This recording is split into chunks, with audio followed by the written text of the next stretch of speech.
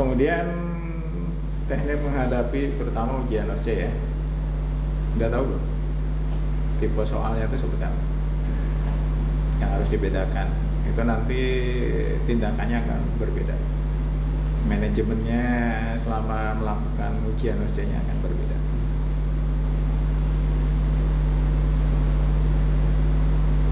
Tahu nggak kira-kira? Ada berapa tipe?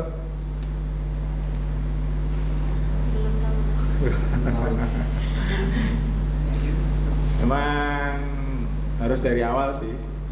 Yang mindset kita selama ini belum terbentuk.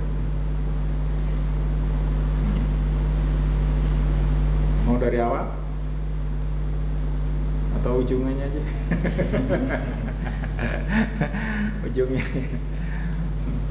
Jadi kalau memahaminya harus dari awal sih. Dari mana? Dari kita lihat dalam tubuh kita itu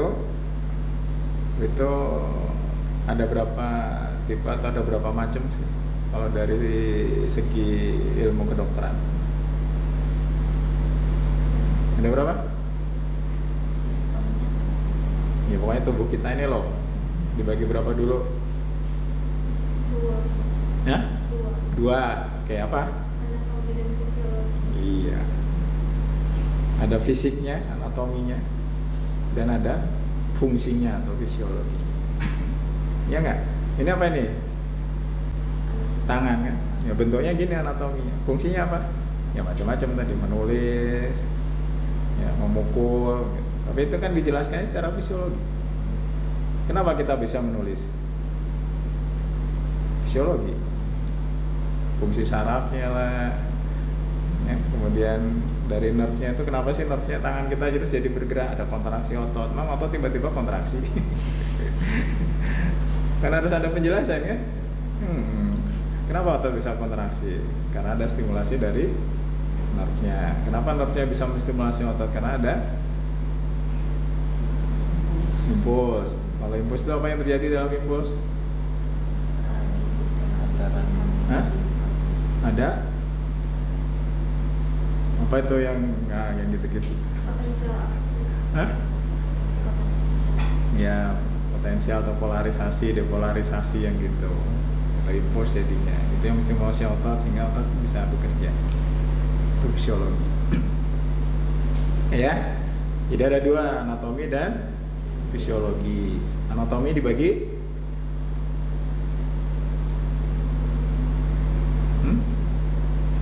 dua. Anatomi satu, anatomi makro. Dua, anatomi mikro. Iya nggak? Kalau anatomi makro belajarnya di kadaver, diseksi, muscle tuh kayak apa sih, bone tuh kayak apa sih, ligamentum tuh seperti apa, itu makronya kan gitu kan.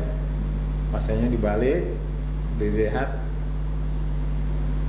apakah sternocnemiusnya kah, atau kalau nggak dibalik ya terlentang lah pasien. Kemudian femurnya kan disayat, mana rectus anterior, terus kemudian nerve-nya yang mana sih gitu kan, arterinya yang mana, nah itu makro kadaver diseksi.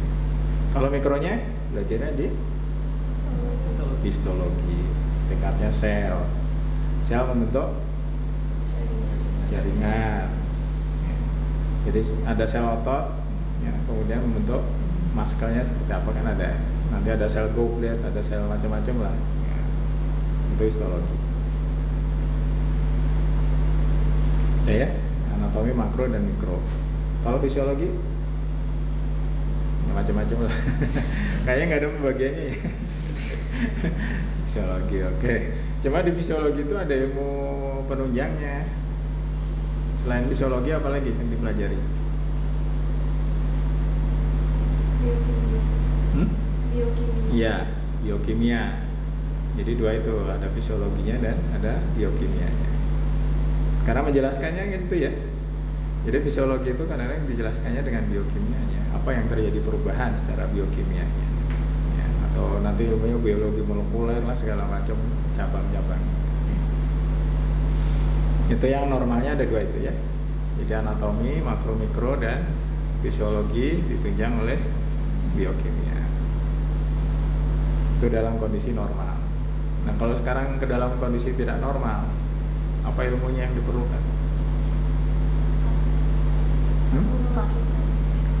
Kalau anatomi apa?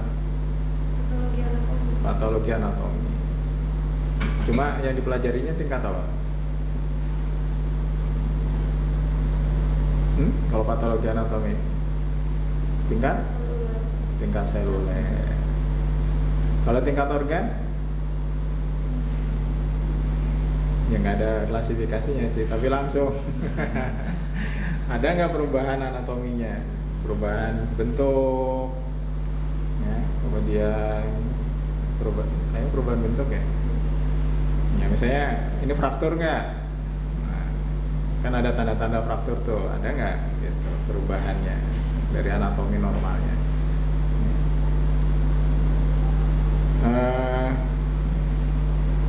Itu ya. Kemudian kalau fisiologi, patofisiologi. Kalau patofisiologi dipelajarinya tingkat apa?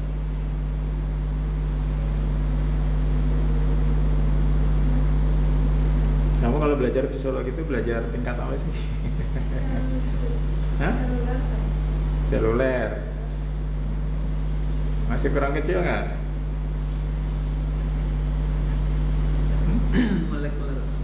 Molekuler. Ya. Kenapa sih bisa ada impuls?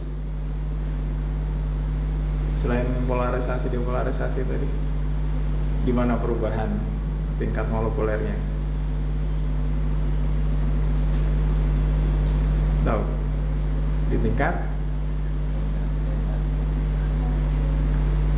Ada yang tahu? Di tingkat? Nggak tahu? Di tingkat sinaps. Pernah lihat sinaps? Nggak ada gambar. Apa? Contohnya apa lagi? Kenapa sih bisa demam orang tuh? Tingkat apa tuh?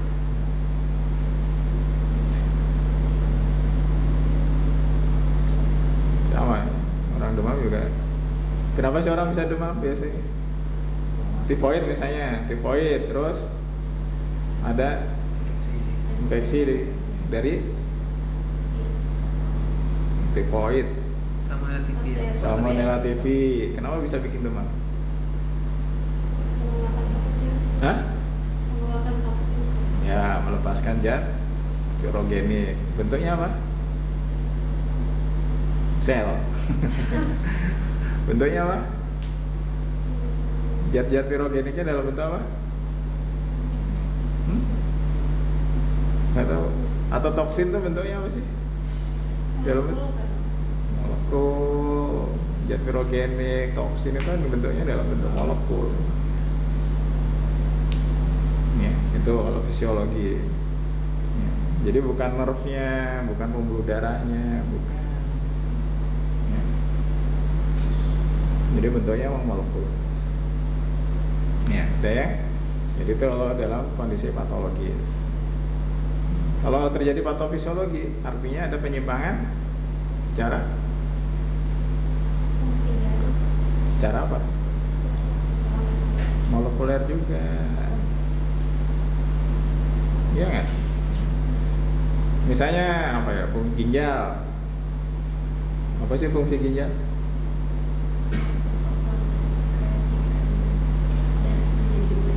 Urin. Bentuknya apa? Yang disekresikan urinnya langsung air gitu. Dalam bentuk apa? Ditubulus di ini apa dalam bentuk apa? Filter.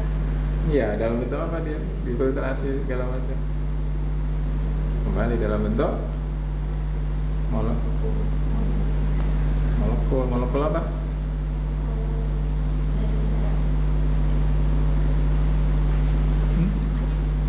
Urin itu apa sih molekulnya? Cair kan. Iya. Apa molekulnya? H2. Iya.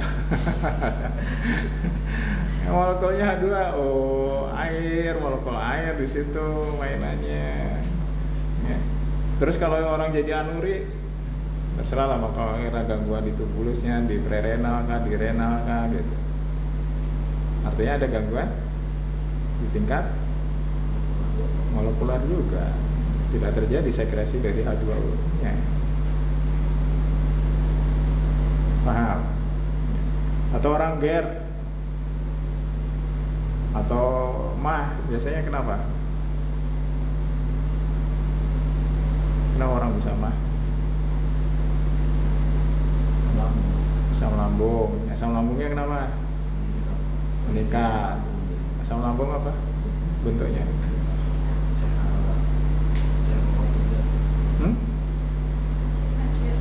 HCl.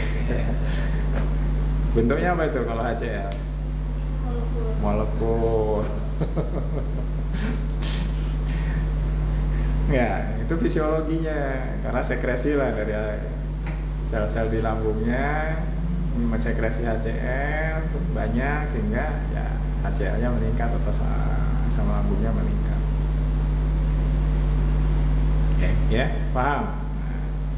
Dan lain-lain lah, semua yang fisiologi kan gitu bentuknya molekul. Nah sekarang udah ya, normal, kemudian patologisnya. Nah sekarang teknik pengobatannya atau teknik mengembalikannya. Kalau kelainan anatomi, gimana cara mengobati?